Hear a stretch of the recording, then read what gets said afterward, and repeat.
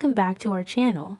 Today is a beautiful, sunny day, but honestly, the weather outside does not even begin to match the absolute hurricane of drama that is currently destroying everyone's lives in Genoa City. We have so much ground to cover today, and I am still trying to catch my breath from the sheer madness of it all. Grab your snacks, get comfortable, and let's dive right into the absolute chaos of our favorite show. Oh my god, I'm screaming. I literally cannot even deal right now with what is happening in Las Vegas. Okay, but listen. You know how we've been waiting for this whole Matt Clark kidnapping nightmare to explode? Well, it just went completely nuclear, and I am losing my mind. I was eating dinner and literally choked on my drink when I saw what Sharon Newman is about to do. I mean, Sharon is actually losing her mind, and I am absolutely here for it. But wait, did I already say that? Whatever. Anyway, Sharon is making the most insane, unhinged, risky choice of her entire life and packing her bags for Sin City. I was screaming at my screen, Sharon, don't go, but of course she's going to go. She literally cannot help herself when Nick is in trouble. Oh wait, before that happened, actually, Chelsea Lawson is the one who sets this whole Vegas rescue mission off. Chelsea is literally having a full-blown meltdown because Adam and Nick are just missing. Poof, gone without a trace. And honestly, I don't blame her for panicking because Adam has been acting so incredibly reckless lately, playing his whole dark spider persona again. So Chelsea calls Sharon, and I can just picture Chelsea hyperventilating over the phone, giving Sharon this deeply disturbing report that the boys are gone. At this point, my jaw dropped because you just know Sharon's protective instincts are going into overdrive. She needs to get it together, I swear, but instead she is flying straight into a deadly trap to join the rescue effort. I forgot to mention earlier, but Matt Clark is actually the most evil, sadistic person on television right now. The audacity of this man is unmatched. He might actually be the one pushing Sharon to come to Vegas. Like, imagine him texting or calling her from a burner phone just to taunt her. He's probably sitting there in his creepy villain lair like, oh hey Sharon, Chelsea is here to support Adam, so I'm just wondering when you're going to come to replace Nick. Seriously, the nerve. Matt pointing out that Nick is in bad shape and really needs Sharon's tender loving care right now. I'm dead. I actually can't breathe. Matt is literally a psychopath who just wants to collect all the Newmans in one place so he can destroy them. Which is insane, by the way, because if you remember what Matt did to Nick back in the day, like ripping out his own breathing tube in the hospital just to frame Nick for attempted murder. Don't even get me started on that. Matt has been obsessed with ruining Nick's life for literally decades, and now he's got him locked in a dingy storage room pumped full of drugs. I had to pause and text my friend immediately because the level of psychological torture here is just too much to handle. Why would he do that? Nick is literally a hero who tries to do the right thing, and Matt is just a monster. Okay, where was I? Right, so Sharon is on her way to Vegas, and she has no idea what she's walking into. So back in that disgusting storage room, Adam finally wakes up. My jaw literally hit the floor when he opened his eyes and realized he's in captivity right next to Nick. Like, Adam thought he was so incredibly smart playing Riza and trying to outsmart Matt with his poker games and his schemes, and now look at him. He's literally trapped with his brother. Nick is barely functioning because of all the fentanyl Matt pumped into him, which is honestly so tragic I can't even stand it. Nick is sweating and fading in and out of consciousness, and Adam has to just sit there and watch his brother suffer. It is so dramatic. I'm calling it now, this is going to end badly. Also, it's kind of iconic that Adam and Nick have to team up. These two are always at each other's throats, fighting over Newman Enterprises or women or Victor's approval, but now they literally have to fight side by side to escape this nightmare Matt created. Mark my words, this is going to either bond them for life or completely destroy whatever is left of their sanity. Adam is going to have to carry Nick through this, literally and figuratively, because Nick is too drugged to even stand up straight. I'm so dramatic about this, but it's just peak television, and I am living for every single second of it. Okay, jumping back to Genoa City because my brain is all over the place, and I cannot hold this in anymore. I literally cannot handle the Jack and Diane drama right now. Jack Abbott is having dinner with Nikki Newman. Yes, Nikki. The woman who Victor is currently punishing Jack over. Jack is so heartbroken and desperate for a friend right now. And Nikki is feeling so incredibly guilty about Victor targeting Jack because Jack literally saved her life when she was falling back into alcoholism. It's actually a really sweet, tender moment between them at society, or wherever they are, but of course, it's a soap opera so someone has to come along and ruin it immediately. Enter Diane Jenkins Abbott, the audacity.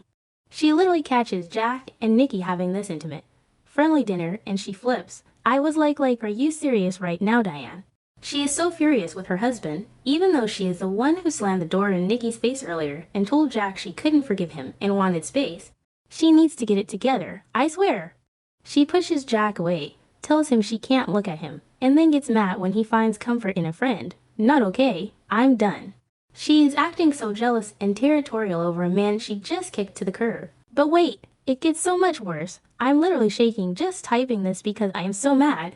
Victor Newman shows up at some point, and Victor and Diane, they team up. Yes, you heard me. Diane forms an alliance with Victor Newman to teach Jack a vengeful lesson. I'm screaming. I am literally screaming at the top of my lungs. Diane is conspiring with the man who kidnapped her husband. How does that even make sense in her twisted brain? And don't even get me started on that. Victor literally threw Patty Williams on an abandoned yacht with Jack, drugged him unconscious, and forced him into a horrific, non-consensual situation. Jack was a victim. He was literally held captive and pumped full of narcotics. And Diane is mad at Jack for it, and now she's teaming up with the abuser to make Jack suffer more. It is the most hypocritical, disgusting, insane thing I have ever witnessed. Tracy Abbott literally told Diane to her face that she faked her own death with a morgue body for a decade and abandoned her son, but Diane doesn't care. The absolute nerve of this woman to play the moral high ground. When Jack finds out that Diane is meeting with Victor to plot against him, he is going to explode. He is going to be so furious, and honestly, he has every right to be. Like, why would she do that? Their marriage is literally hitting a massive, possibly unrecoverable roadblock right now. Jack forgave her for faking her death. He forgave her for working with Tucker. He forgave her for so much, and she repays him by teaming up with his worst enemy to destroy his life. I can't. I literally can't. Jack deserves so much better than this toxic mess. This is going to be the final nail in the coffin for their marriage, I am telling you. Okay, wait. I need to calm down. Let's talk about something happy for like 2 seconds before I lose my mind again. Michael Baldwin and Lauren Finmore Baldwin. They are celebrating a fresh start, and it is so cute. Lauren took that job at Summer's conglomerate, and honestly, good for her. Spend time describing something irrelevant. Lauren always has the best hair, by the way. Like, how does it always look so bouncy and perfect even when she's stressed? Anyway, Michael was super worried about her working there because Phyllis is currently being iced out by her own kids and the whole company is a hostile takeover mess. But Michael puts his worries aside. They pop champagne and toast to the future in Friday's episode. It's so sweet and such a nice break from the absolute misery everywhere else. Okay, back to the drama. We need to talk about Billy Abbott and Sally Spectra because my heart is actually breaking into a million pieces for Sally right now. Sally is sitting there dealing with the aftermath of a positive pregnancy test. To Pink Lines, she is pregnant and she is in a complete panic. She keeps calling Billy, but Billy has been completely ignoring her because he's too busy dealing with the collapse of the Abbott empire and Jack's life falling apart. He's running around playing the hero for his family while his girlfriend is going through the most life-altering moment ever. Which, okay, I get that Billy's family is in crisis, but Sally is literally holding a positive pregnancy test. And she has so much trauma from losing her baby girl, Ava, with Adam in the past. That loss almost destroyed her. Audra Charles is the only one there for her right now. Audra. Who would have thought Audra would be the supportive bestie? Audra bought the test. She's sitting with her. She's sharing her own miscarriage story from London with Noah. It's actually really beautiful, but also so deeply sad because Sally feels completely abandoned by the man who is supposed to love her. She is sitting there terrified, wondering if she can even do this, and Billy is just Mia. Finally, Billy Abbott gets a clue and has the chance to respond to Sally's pregnancy revelation. I am so nervous for this conversation. I was literally pacing my living room thinking about how this is going to go down. Sally has hit rock bottom with her patience. She realizes she is just a secondary priority to the Abbott family drama, and that is a terrible feeling. Billy is going to be so shocked when she drops the baby bomb on him, but he better step up. If he doesn't, Sally is going to make some cruel decisions and freeze him out completely. Mark my words, this is going to be the biggest, most emotional confrontation of the year. Honestly, I feel like I've done a marathon just talking about this episode. It is too much.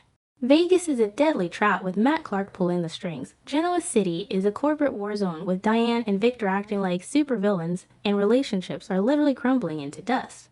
Nick and Adam fighting for their lives. Sharon flying straight into danger, Diane being the worst hypocritical wife in history, and Sally holding a secret that's going to change everything for Billy.